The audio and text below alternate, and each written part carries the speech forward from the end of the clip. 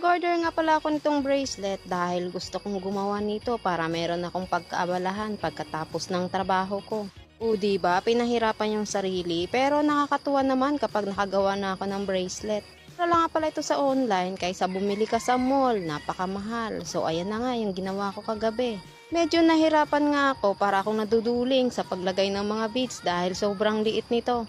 Pero sabi nga nila, tiyaga-tiyaga lang para magawa mo yung gusto mong gawin. Hindi talaga ako natulog hanggat hindi ko siya natatapos dahil excited ako kung anong kalalabasan niya. Pero dahil nga sa tiyaga ko, ayan, natapos ko rin yung bracelet at maganda nga sa paningin ko. Hindi ko lang alam kung maganda ba sa paningin niyo. Siyempre, ipapakita ko rin sa inyo kung suot-suot ko na ito o bagay ba sa kamay ko na mukhang sosyalan siya. Siyempre, pagsabi nga nila kapag may tiyaga, may nilaga. Pero ako, may tiyaga, may bracelet. So, thank you for watching.